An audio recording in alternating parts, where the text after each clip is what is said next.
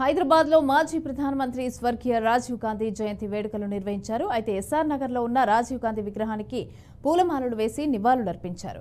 దేశానికి రాజీవ్ గాంధీ ఎనలేని సేవలు చేశారని టీపీసీసీ జనరల్ సెక్రటరీ గుర్తు చేశారు. ఇక మహిళలకు ఎనలేని గౌరవం కల్పించారని ఆమె కొనియాడారు. ఇక ఈ కార్యక్రమంలో కాంగ్రెస్ సీనియర్ నాయకుడు కృష్ణ యాదవ్, అలాగే డివిజన్ అధ్యక్షుడు ఎస్ఎస్ రావురెడ్డి, సీనియర్ నాయకులు డాక్టర్ రవీందర్ గౌడ్, అలాగే Ameerpet division president Srinivasa Rao, senior నాయకులు, మహిళా కార్యకర్తలు పాల్గొన్నారు.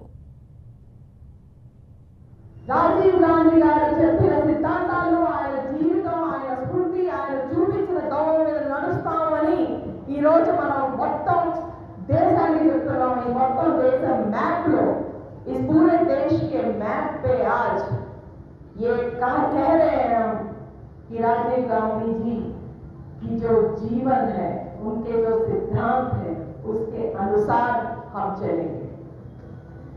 మనకి అదృష్టం ఏంటంటే ఐడియల్స్ కాలనీలో ఒక విగ్రహం ఉంది, ఆ తర్వాత ఇక్కడ అమీర్పేటలో ఈ విగ్రహం ఉంది.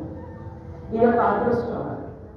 లాస్ట్ టైం నేను ఇక్కడికి వచ్చినప్పుడు ఆ విగ్రహంలో కొంచెం లోటు ఉంటే నేను అప్పుడు మీ అందరినీ కూడా రిక్వెస్ట్ చేశాను, టైం దొరికినప్పుడు మీరందరూ కొంచెం నాకు సహకరిస్తే. అప్పటి నుంచి చూస్తున్నారు, నెలలో అయినే ఒక్కొక్కటి చేర్చి ఒక్కొక్కటి 5-6 నెలలు దాని మధ్యలో 2 ఎలక్షన్స్ అయ్యాయి.